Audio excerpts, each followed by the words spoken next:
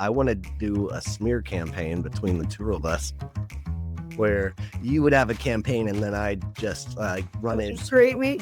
Yeah. I honestly think that you and Nick should both run. I'll do it with Nick. That's a great idea. Listening to Affiliate Nerd Out with host Dustin Howes. Hey, folks. Welcome to Affiliate Nerd Out. Join me, as always, is Kristen Evans. Welcome back to the Nerdatorium. Hi. Easy for you to say this week. Is it? I don't know. I feel like you got your mixed little talk up there.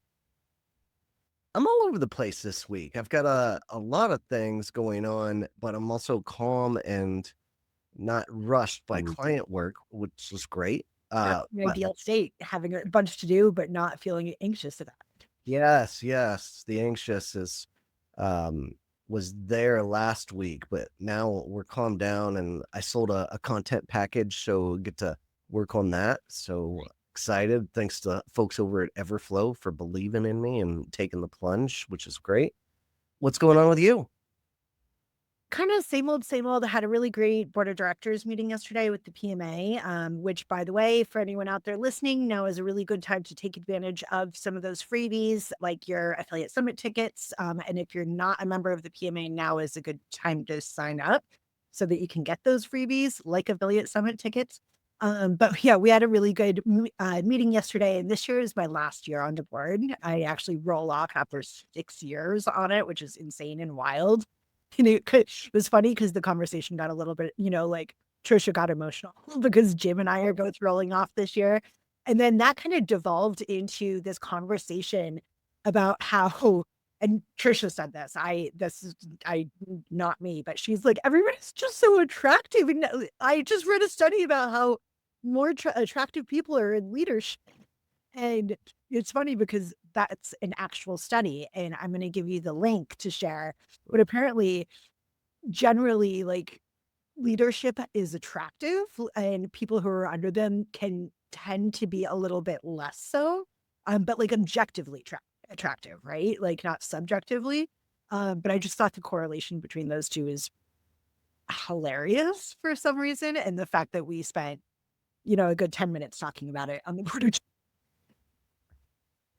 Were some people believers and not believers? Like, I could give you examples of unattractive people that are winners. Yeah, I mean, I totally think it's I think it's coincidental 100%, but I also think it's like pretty privileged a little bit too. Are you familiar with that concept? I get it. Yeah. I've never lived it, but I understand. Yeah, it was just such a kind of funny conversation to have on a board of directors meeting. Meanwhile, I'm sitting there like t-shirt, messy, glasses, no makeup on. I was like, don't think that's true. I don't think it's true. Yes. And I just thought it was a really funny and interesting conversation. But the study is actually kind of fascinating. Like, that's what I think is really like, yeah, okay. And I'll share it in the comments so that people can take a look for themselves. So the PMA board, you have to take a year off before you can come back in. Is that the thing? Yeah, I do. And I don't think Trisha's going to give me a choice. Okay. So I will be joining a council in the interim because I can't not stay involved. But yeah, it's kind of wild. Like, I didn't realize it had been 6 years. And when I think about that, like, that's been so long in my career. I mean, I joined it when I was at my first agency, and I've been multiple jobs since then. Sure. That entire time I've been on the PMA. And I think one of the things that, I'm really learning is that the PMA was such a huge support system for when I was going through some of those turbulent times. Just like having the access to people, having the information, like, what's going on? Where am I going to go for a new job? How is my imposter syndrome? Like all of those, and that community, just having the Slack channel and the connections to people, it was really integral in helping me through, and then being able to kind of get me to the point that I'm at. Yeah, I mean, they've been great at helping me as well and forwarding my career. And I've taken some time off the board myself, and I think it's time to get back on there. So one thing I wanted to do is, last time you were up for a vote and I was up for a vote, I want to do a smear campaign between the two of us where you would have a campaign and then I'd just like run it. Create me. Yeah.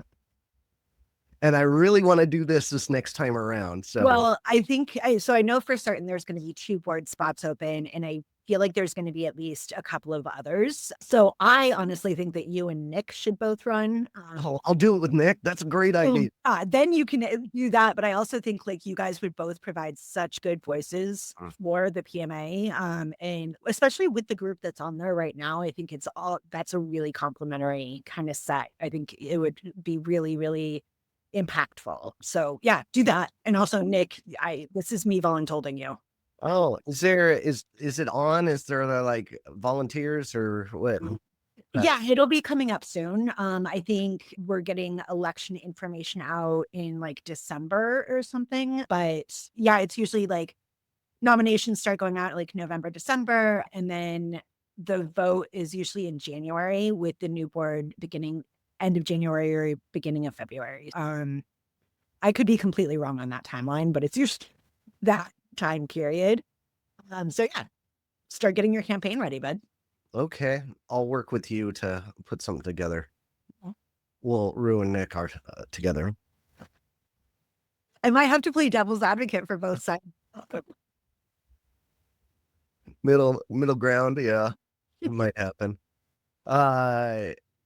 Anything else going on this week? I mean, I don't have much. I heard back from the job opportunity that I was really interested in, and they said that they didn't disqualify me, but they gave a cryptic message of like, we might be hiring internally instead. Oh, And that was such a process for you too. it really was. Took a lot of hours to like put that together, but I think it's definitely worth it, and it gets me more prepared for the next role that I'm looking for. So not a total loss, but just a little sad. Yeah. Sorry to hear that. They're mistakes. Bounce back. Yeah, we'll be fine. But in the meantime, content's making magic happen here. So I sell a few more of those and maybe I won't get a job. Who knows? Like, folks. Let's try to keep making this affiliate dream happen. Yes, I mean, I just keep trying to make it happen. Also, I've been passing around this concept of going to conferences and making user-generated content for them. Just kind of like what I've done for Affiliate Summit the last few years, but branching out to others and just trying to get compensation to cover my costs to go in conference, learn a few things, and spread the good word about what they're doing right and wrong and stuff Do like you get media passes to conferences? Have I you can't. You should. Yeah. Yeah. Oh, You should go to something like E-Tail as well. Like it's in Palm Springs, which you'd love Palm Springs. you love Palm Springs? Love Palm Springs. Said no one. I love Palm Springs. It's fantastic. There's really good food there. Like I love it there. I'm kind of surprised that you don't. Maybe I'm not that surprised. Maybe I need to think on that a little. I mean, I'd spent enough time in the desert to not care to be there anymore. So I feel like I don't think of Palm Springs as the desert, even though it obviously is. It's just like very it's deserty. super deserty. Yeah. Yeah. Anyway, E-Tail would be a good one to go to, and I know that I'm pretty sure they have media passes because they have podcasters there all the time. Like the Story of a Brand podcast goes there, and a couple of other like big like brand focused podcasts go. So that might be a good one to explore. And they definitely talk affiliate there. I know. I mean, I've spoken about affiliate there with Wade, and I know that Awin's been in the past, and DMI Partners, and a couple of others. So there's definitely an affiliate presence, but it would be something that's like you could help them kind of expand into affiliate a little bit more and spread a little bit more awareness about that. All right. Yeah, Elena put a affiliate related conference list. I don't know how much work she did to like put this together, but she has the best list and I'm just hitting these guys up at this point, trying to see if I can't make something happen there. And maybe we could do this as a team together someday too. Like I need and switch off as cameraman, messing around with people. It'd be good. Well, I have my little travel microphone and my tripod that I got for Portugal and never. I don't know. I know I got so decked out and that I was just It was such a busy show, and I was having too much fun, and I was like, "You know what? Just enjoy being here. Just Yeah. be in Portugal for a bit."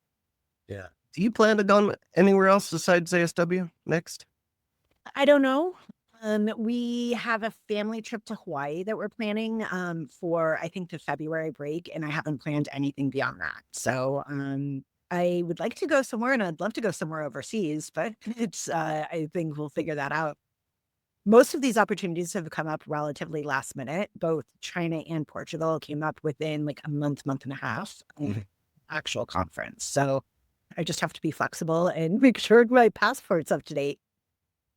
I was talking to Matt Ferry just earlier this week, and Oh yeah, he went to Shanghai recently. he Yeah. went there and he said that there's just so much opportunity. People Mhm. don't know what they're doing. And I remember you saying that same exact concept when you went there. Yeah, 100%. I mean, I think that the more that there are events there and, the education is being shared, the more likely that action will be taken to really, focus on those China out brands. But I think that there's still so much education and understanding on like what consumers are looking for it to really be super productive. But the education is kind of the fun part, you Mhm. know? I mean, that's true for me. I'm pretty sure that's true for you is like just teaching people and coaching them, helping them understand that's the fun part. So I'm always happy to support in that. Ugh, I need to update some course materials. Call of the week. Have any good calls this week? Anybody stand out? Nope. Did I even talk to anybody new this week? No, I had all client calls this week. It was one of those weeks that was heavy on the client calls though, like Okay. just a lot of them. All right. My call of the week was Frank Chen. I never met him before, but just one of those people you talk to, you have 15 minutes planned and it goes 45 and Well, keep nerding out about things and like just vibing with him. We might do something, we might not, whatever. Like he's in the industry as well and doing same kind of content and agency life and hustling and I just like what he's doing. So we'll see what comes of that. But I guess that's it for the week. yeah, kind of a boring week. Kind of a calm one, yeah. All right. Maybe somebody do something out there in the world to make headline news. Oh, speaking of that, I had a webinar on Thursday that went really well. Hundreds of people showed up, Oh, which yeah. was awesome. Uh, Did you see that Sephora launched their own affiliate platform to rival like ShopMy and LTK? I did not hear that. Awesome. Link as well, but that should be interesting. I think I was talking to Steph Robbins about it, and I think she said that Target and Walmart and a couple other brands have done something similar recently. So I was kind of curious about it. Like, I wonder, if the integration is like a white labeling of a platform. We've obviously seen brands do that in the past, and I'm also curious to see how it's going to do for brands that sell through Sephora. I know that we've had an affiliate program in the past, but is this going to alter that landscape at all? So it's definitely one to watch.